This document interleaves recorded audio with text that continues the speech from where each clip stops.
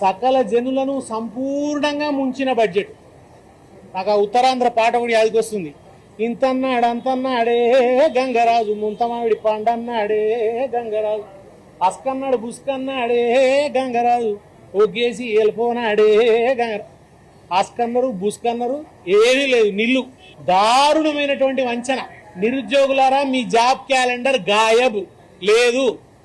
అవ్వాతాతలారా మీ కళ్ళల్లో దుమ్ము కొట్టిండు, మీ పింఛన్ పెరుగుతలేదు, మీకు ఇప్పుడు ఇచ్చేదేం లేదు, మీ ఓట్లు దండుకున్నాడు, అయిపోయింది. ఈ బడ్జెట్లో మీ పేరు కూడా లేదు. మహాలక్ష్ములారా మీకు నెలకు 2500 ఇచ్చే ముచ్చటనే లేదు, ఆ ఊసు కూడా లేదు. మీ ఓట్లు దండుకున్నారు, నట్టేట ముంచి అయిపోయింది. మీరు మహాకాళులు అయితే తప్ప మీకు రూపాయి ఇచ్చేటట్టు లేరు. ఇకపోతే బీసీ బిడ్డలారా మీకు ఇచ్చిన ప్రామిదును తుంగలో తొక్కిండ్రు, మీకు ఇవ్వాల్సిన బడ్జెట్ ఇవ్వలేదు. దారుణమైనటువంటి వంచన. ఉత్త శకునిమామ పాచిక ఈ బడ్జెట్. శకునిమామ పాచిక, దుర్యోధనుడి దురహంకారం తప్ప దీంట్లో ఏమీ లేదు. అసలు ఎక్కడ పేదవాడి గుండె చప్పుడే లేదు. ఉద్యోగులారా మీకు డిఎల్ లేవు. మీకు పిఆర్సీ అయితే దాని గురించి పిపీలకంత ముచ్చట కూడా లేదు. ఎక్కడ చింతాకంత ముచ్చట కూడా లేదు మీ గురించి. ఆలోచించండి, మీరు పోరాడితే తప్ప రాదు.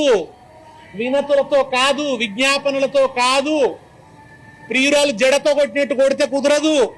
ఈ గవర్నమెంట్ని కొరడా పట్టుకోవాలి. మీరు కొరడా పట్టుకుంటే తప్ప మీకు పైసా రాదు. మీ పిఆర్సీ ముచ్చట కూడా లేదు. పిఆర్సీ మర్చిపోండి. ఇక దారుణమైన వంచన, పూర్తి దగ.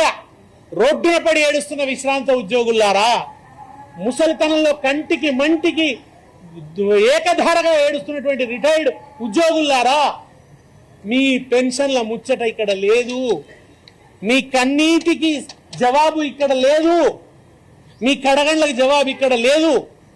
మీరు అనారోగ్యాల పాలై దవాఖానలో పడితే మీకు ఒక ఆపన్న హస్తం అందించే, మీ బెనిఫిట్స్ మీకు ఇచ్చేటువంటి, మీ పిఎఫ్ మీకు ఇచ్చేటువంటి ముచ్చట కూడా, మీ గ్రాట్యుయిటీ మీకు ఇచ్చేటువంటి ముచ్చట కూడా ఇక్కడ లేదు.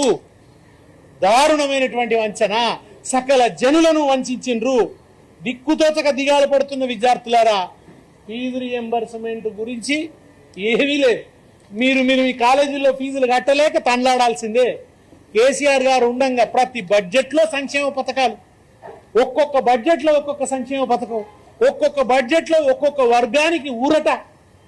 బ్రహ్మాండంగా సంక్షేమానికి పెద్ద పీట వేసి బోలెడన్ని నిధులు ఇచ్చింది. కొత్త అభివృద్ధి పథకాలు ఎప్పుడు కనబడుతుండే? ఏమీ లేదు. ఏదో ఒకటి రెండు చిలకరిచ్చినట్టు ఉన్నది. సజ్జనోని పెళ్లికి వచ్చిన కట్నం అంటారు కదా, అట్లున్నది తప్ప ఇందులో ఏమీ లేదు. దగా పడ్డాము, అన్యాయానికి గురైనాము. 6 గ్యారంటీల ఊసే లేదు. అవి పూర్తిగా నీరు గారిపోయినాయి. ఇక మీరే దీన్ని ఎదుర్కోవాల్సిన అవసరం ఉంది.